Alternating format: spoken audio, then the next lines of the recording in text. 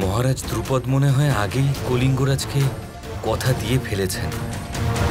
তাহলে এবার তুমি ওনাকে ওনার ধর্ম পালন করা থেকে কিভাবে আটকাবে? উনি তোমার কথা কখনোই শুনবেন না কানাই। আমার না শুনুক, নিজের কথা তো শুনবেন। কোন রাজ্যের কোন রাজা যদি না আসেন তাহলে প্রজাদের কি জবাব দেব পিতাশ্রী? সেটাই বলবে যেটা সত্যি। কলিঙ্গ আর পাঞ্চাল এই দুই রাজ্য মিলে এক রাজ্য হতে চলেছে। দুটো মিলিত হয়ে মহারাজ্য তৈরি হবে। এই জন্য কেউ ভীত হয়ে আছেন আর কেউ হিংসার ভাব পোষণ করছেন। এ কথা সত্যি নয়।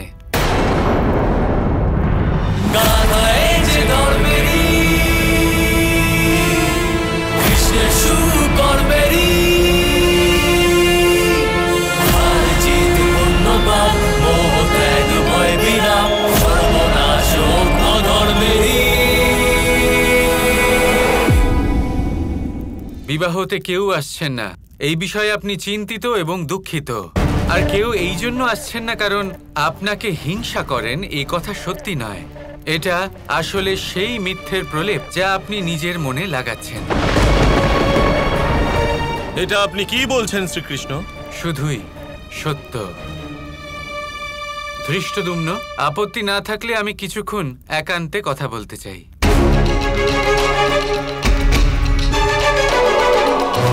আপনি কি জানতে চান আপনার কন্যার বিবাহতে কেউ কেন আসছেন না? অবশ্যই।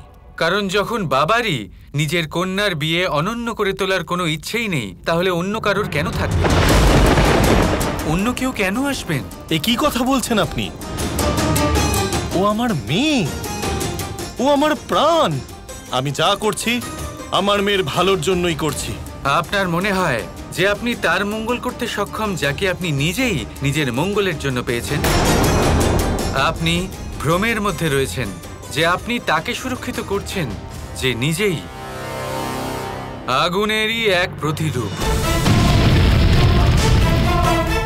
যদি আপনি ভুলে গিয়ে থাকেন তাহলে মনে করিয়ে দিই, দ্রৌপদীর জন্ম প্রসঙ্গ। মনে করিয়ে দিচ্ছি আপনাকে যে দ্রৌপদী কোথা থেকে এসেছে। মনে করে দেখুন পাঞ্চালরাজ, যখন আপনি আপনার বন্ধু দ্রোণকে কথা দিয়েছিলেন যে আপনি ওনাকে আপনার অর্ধেক রাজত্ব দিয়ে দেবেন, সময় এলে পরে আপনি নিজের প্রতিশ্রুতি ভঙ্গ করেছিলেন। তখন দ্রোণাচার্য নিজের শিষ্যদের দ্বারা আপনার সাথে যুদ্ধ করেন এবং আপনার থেকে আপনার অর্ধেক রাজত্ব কেড়ে নেন।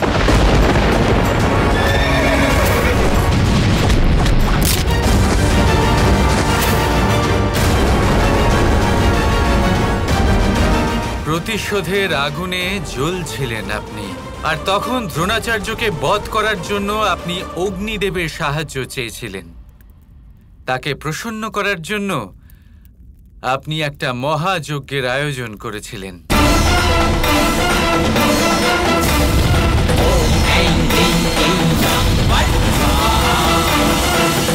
হে অগ্নিদেব, যদি আপনি প্রসন্ন হয়ে থাকেন তাহলে আমাকে এমন সন্তান দিন যে ওই দ্রোণের নাশ করতে পারে, আর আমার মনের মধ্যে এই প্রতিশোধের আগুনকে যে শান্ত করতে পারে।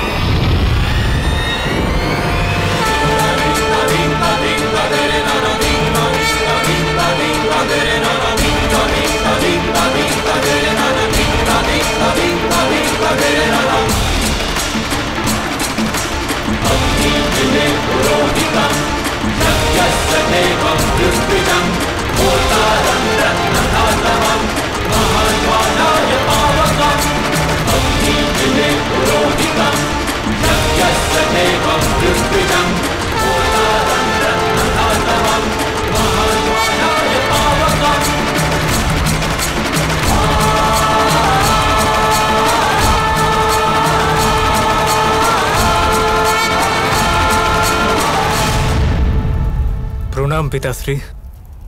বিজয়ী হও পুত্র। পাঞ্চালরাজ, এই যজ্ঞের প্রভাবে আপনি অগ্নি থেকে দৈব সন্তান লাভ করেছেন, তাই এই যজ্ঞের সমাপন করুন। এখনই না ঋষিবর, আমার মনে সেই কবে থেকে প্রতিশোধের আগুন জ্বলছে। আমার হৃদয়ের উষ্মা শান্ত করার জন্য কোমলতা, শীতলতা চাই, আর এই কাজ একজন কন্যাই করতে পারবে। আমার একটি কন্যা সন্তানও চাই ঋষিবর, যে ওই অর্জুনকে জয় করবে, যে একদিন দ্রোণের গুরুদক্ষিণা হিসাবে আমাকে জয় করেছিল। অগ্নিদেবের থেকে শীতলতা চাইছেন, অদ্ভুত। তাহলে আহুতিও সেই রকমই দিতে হবে। পাঞ্চাল রাজ দিতে পারবেন এরকম আহুতি যার দ্বারা অগ্নিদেব শীতল হতে পারবেন? অবশ্যই।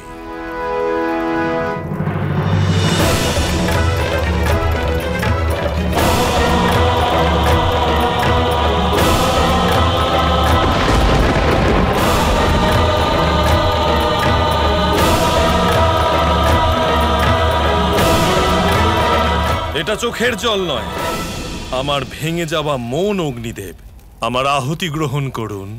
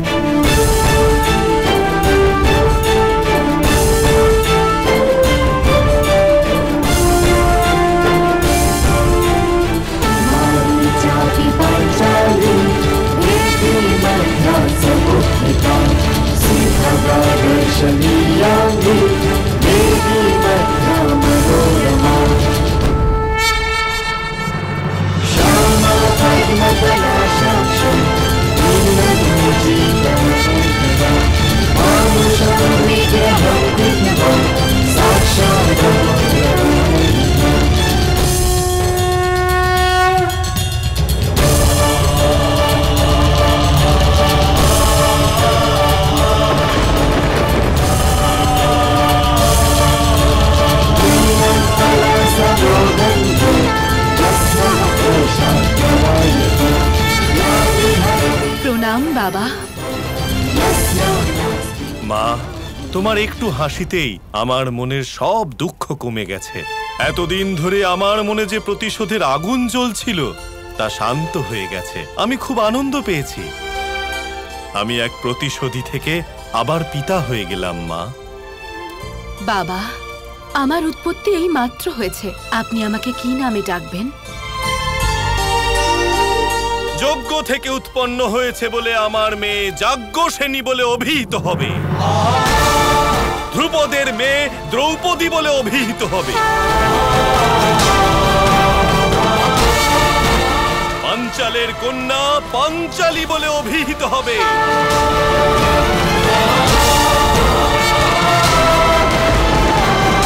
মনে পড়ল সেই সময় কত প্রার্থনা করেছিলেন আপনি, কত চোখের জল ফেলেছিলেন আপনি শুধু দ্রৌপদীকে পাওয়ার জন্য।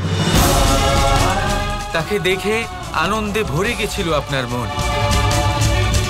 তখন আপনার সংসার পূর্ণ হয়েছিল। আর আজ সেই কন্যার বিবাহ আপনি এইভাবে দিচ্ছেন।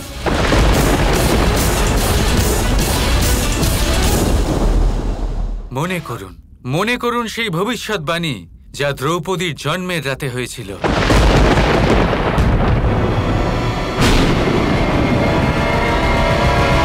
দ্রুপদ, আজ তোর যে দুই সন্তান জন্ম নিয়েছে তারা কেউই সাধারণ নয়।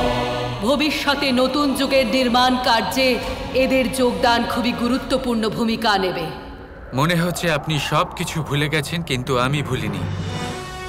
আপনার তিনজন সন্তান ধৃষ্টদ্যুম্ন, শিখণ্ডী, দ্রৌপদী হলো অতিমাত্রায় অসাধারণ, যাদের ভাগ্যে নিয়তি ভবিষ্যৎ নির্মাণের কাজ লিখে দিয়েছে। এদের তিনজনের ব্যক্তিত্ব এই সংসার যুগ যুগ পর্যন্ত মনে রাখবে, কারণ ভবিষ্যৎ রচনাও করবে এরা আর বদলে দেবেও এরাই। কৃষ্ণের লীলা যে কৃষ্ণের মোহে